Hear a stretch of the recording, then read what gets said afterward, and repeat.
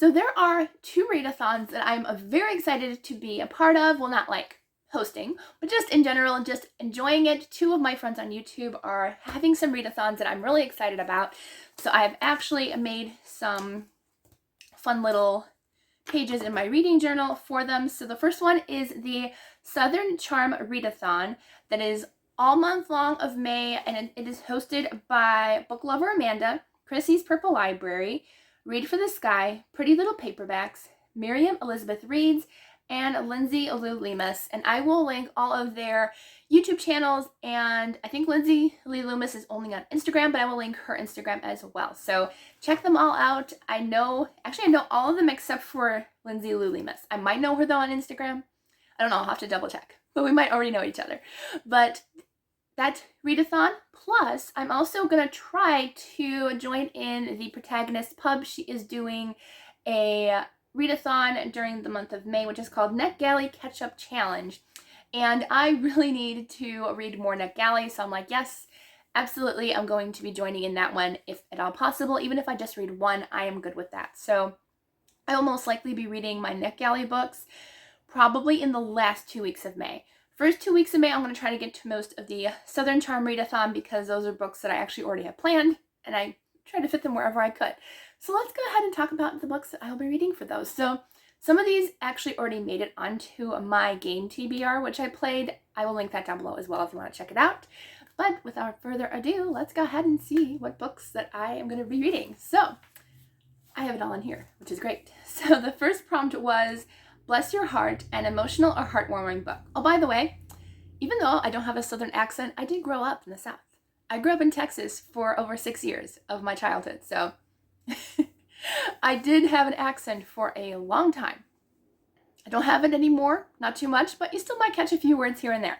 But anyways, Bless Your Heart is an emotional or heartwarming book. And for that one, I'm reading Under the Bayou Moon by Valerie Fraser-Loez. Perfect book, actually. It's a Southern style book. But I don't really know anything about this. I only know is I want to read her book because I'm meeting her next month. So I wanted to dip my toes into her books because I have never read anything by her. And I know that there is a white alligator in the book. And if you don't know me, I love alligators and crocodiles. So yeah, I'm excited for this one. So that's really all I need to know. So I have a feeling it's going to be more of a heartwarming book and probably more of like a, I have a feeling it's going to be a little bit emotional. So we'll see. We'll see what happens. I'll let you guys know if I like it or not, hopefully. All right, and then the next prompt was Sweet Tea, a book with something sweet on the cover or a sweet story. So I didn't really have anything as far as a sweet story goes. Like a lot of my books for the next couple weeks are pretty hard hitting, or they're kind of more, I don't know, I'd say more mystery or more historical. They're not really any like contemporary romance or anything. So for this one, I'm actually going with a sweet on the cover. I wasn't planning on continuing the series this month, but why not? So this is called Strawberry Sin by Rosie A. Point, and it is a cozy mystery series. I read the first one of this back a couple months ago, and I did enjoy it. I think I gave the first book like 3 stars, I think, but I am excited to continue it. It's about a secret agent who her ex-boyfriend or ex-husband ends up being like a double agent. It's right in the like beginning of the story, so no spoilers. But like we don't even know like how it happened. But anyway, so she is on her way to her grandmother's house where she owns like this little inn, and her mother is an ex-secret agent as well.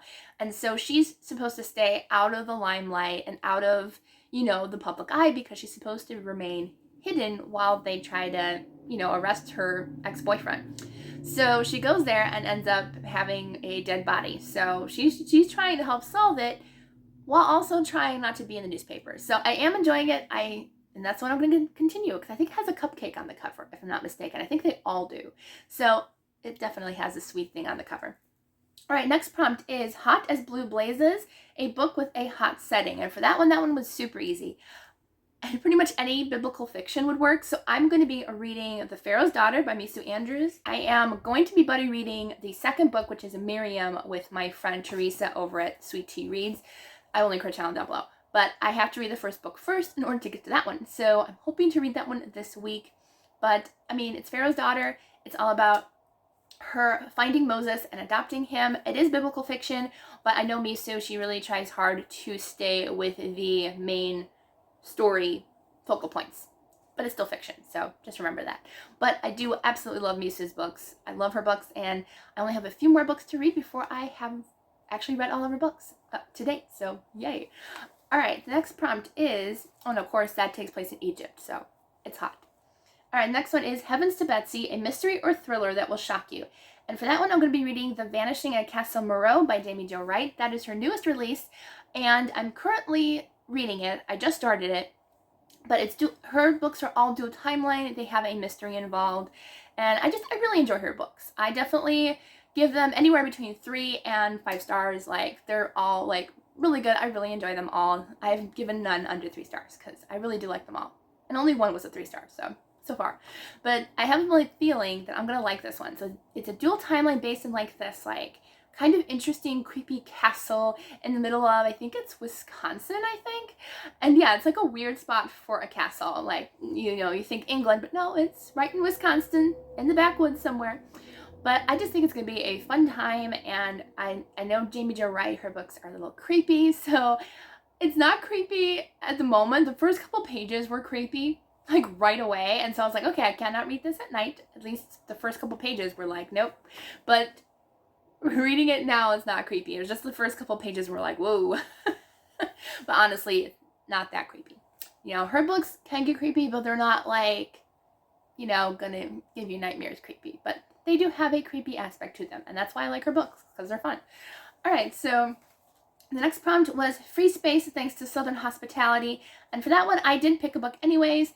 And for that one, I'm going to read In Feast or Famine by Misu Andrews. This is her newest release that's coming out, I think, next week, I'm pretty sure. And this is the sequel to Potiphar's Wife. And so I'm really excited because it's going to continue the story of Joseph. And I'm just really excited because Joseph is one of my favorite stories in the Bible. And I cannot wait to read this one. I enjoyed the first one, and I can't wait. I can't wait. My copy should be coming soon, but I do have an e-arc copy, which I hope to get to this week as well. Hopefully. It's already Tuesday. All right. Next one is All the Fixins, a book in multiple genres. And for that one, excuse me, I'm going to read Shadows in the Mind's Eye by Jane Eyre Trump. And I did already start this one. I think I'm about a quarter of the way through. But honestly, I know the wording is hard when you say like multiple genres. Like, what does that encompass? Romantic suspense would count as multiple genres because it's a romance book, but it's also a suspense book. Even historical romance, because historical in itself is a genre, but when you add romance, it's historical romance, not just historical. So there are many ways to bring this out. I'm reading what I just said, Shadow in the Mind's Eye by Jane Eyre Trump, and this is a historical. Is it historical? I don't know. If it's historical, it's not that far in the past. It's like the 80s or the 70s or something like that. It could be a little earlier than that. But it'd be historical. I don't honestly know if there's going to be that much romance, but there's like a sort of a mystery aspect to it. And it's kind of like a wartime story as well. So it's like a bunch of different genres in one. So I feel like this one could definitely go for it. I'm enjoying it so far, and I hope to finish that one as well this week. I got a lot of books to finish this month, that's all I know. But yeah, so that one is my choice for All the Fixins. Next one is Chicken and Dumplings, a book you think will be a comfort read. So that one was tough for me, again, because I don't have any comfort reads picked for this month. So I decided to go ahead and pick a book that I am going to plan on reading for an author. She sent me a copy, and I did like a fun Instagram tour for her later last month. And so it's called The Baby Inheritance by Tina Radcliffe. And I'm just really excited to read this one because I have a feeling it's going to be cozy. It's a love-inspired book. I mean, obviously it's going to be cozy. I think my copy's up there. Yes, it's up there. But I'm really excited to get to it because, I mean, it's got a cowboy on the cover. It's a Southern romance about these two people who, they barely know each other, I think. But then they end up finding out that they're both inherit a baby from their close friends because they both passed away. And so they're like both of them are like, what am I supposed to do? I have no idea how to take care of a baby. So I'm excited to see where it goes. And yeah, so it sounds really fun, and I think it's going to be a cozy comfort read. Next one is Hey Y'all, a book with more than one point of view. So for that one, I'm going to read Roots of Wood and Stone by Amanda Wen. And I know nothing about this book. All I know is I really want to read her books. They've been on my list for a while. And I don't know, that's all I know. And I'm excited for it. And I know it's 2 points of view. And I think it's more of a contemporary story with a little bit hint of mystery aspect to it. So, and secrets. So I honestly nothing about that one. So yeah, I'm sorry about that, but I know nothing about it. All right, and then the last one, which is Howdy Partner, a book featuring friendship or family. And for that one, I'm reading A Long Time Comin' by Robin W. Pearson, which I'm actually almost done with. I have about an hour or an hour and a half left in the audiobook. That's all of my choices for the Southern Charm Readathon. So the next Readathon, really quickly, is the NetGalley CatchUp Challenge. And for that one, there's 5 prompts, and they're nice and easy. I mean, even if you don't have NetGalley, you can use these prompts for any books on your bookshelves. It's totally fine. Or your ebook library, or whatever you want. So the first prompt is oldest book for review. So, I mean, you could obviously probably pick an oldest off your TBR. I mean, I'm sure she'd be fine with it. You're fine with it, right? I think you're fine with it. All right, so again, this is hosted by the Protagonist Pub. I will link her channel down below. But my oldest on my NetGalley for review, I had a few, and I don't honestly remember the very first one, but I did know like the first 5 or so that I requested. So the one that I chose was Songs in Ursa Major by Emma Brody, and I believe, honestly, this is the oldest one on my TBR. So I don't know anything about it, and I'm honestly hesitant to go into it because in the beginning I did like request a lot of secular fiction, and so like it could be a DNF. I don't know. I mean, I do enjoy some secular fiction, but I'm finding out what I do and don't like. I'm not really a huge like contemporary fan, especially in like the secular fiction. I'm more interested in like historical fiction and just more like adventure stories or like fast paced. So I know this one I don't think is fast paced, so we'll see. We'll see how that one goes. All right, and then the next prompt is from your favorite genre. And for that one, I'm reading The War Librarian by Addison Armstrong. And I think I've heard really good things about this book. I can't remember what it's about, but it is, I believe, World War II fiction, and I do love historical fiction. I love World War I and World War II historical fiction. That's probably one of my favorites in historical fiction, aside from like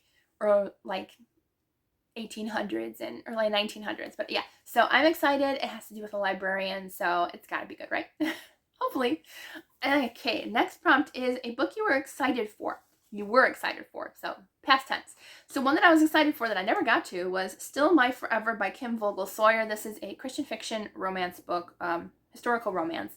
And I have read one other book by Kim Vogel Sawyer and really enjoyed it, so I have to read more of her. So I don't know why I never got to it when I got it, but I have a hard time reading eGalley books from NetGalley because I know once or twice, like when I've gotten out of a book and I've gone back like the next day, it started over. And so it's kind of hard when it does that. It doesn't do it all the time. It only does it once or twice, but it's like, like I'm gonna have to remember to like take a screenshot or write down the page number that I'm at so that way I can remember. Anyway, so yeah, so historical romance, I'm excited to get to it. I hope it's good. I have a feeling it's going to be good. Next prompt is currently most anticipated read. So for that one, I mean, it's not super current, but it's something that I am anticipating I'm going to like right now. But it came out last year, I think, and that is Concrete Evidence by Diane Mills. That's all I need to know. It's a romantic suspense. I think I've read a Diane Mills before. I've read one of her books and I didn't enjoy it, so I really want to try another one of hers, and that cover is stunning, and I need a suspense book in my life right now because I've read a lot of historical and I need some more suspense in my life, so I think I'm going to like it. All right, and then the next and last prompt is new to you author, and that could have been for a lot of my books on NetGalley, but the one I chose was Bright Triad by Daniel Ziegler, and I think I got it only because I was interested in like a sci-fi-esque book at the time. I don't remember why I grabbed it, but I think the cover drew me in, and I think it was like a freebie, because if you didn't know, NetGalley also has a freebie list of free books that you can request, and you don't have to worry about being turned down because your bio is off or whatever, so you don't have to wait to review it. You can read it right now. It's called Read Now. But I think this one was on Read Now, so I grabbed it, and I never got a chance to read it, but I mean, the cover draws me in, and hopefully it's good, because I know it's a secular sci-fi, so we'll see. And it'll be nice to get off a couple more off my list. Even if I don't like them, at least I can cross them off my NetGalley list, because my NetGalley list, I can show you, it's not doing terrible. And these are all the NetGalleys that I have, by the way. I haven't requested any more. I think I might have requested one more, maybe, I'm not sure. But where is my NetGalley? There it is. So I'm not doing terrible. I have knocked off a few. The orange ones were DNFs, so I had a few of those. But not bad. Not bad. It's going okay.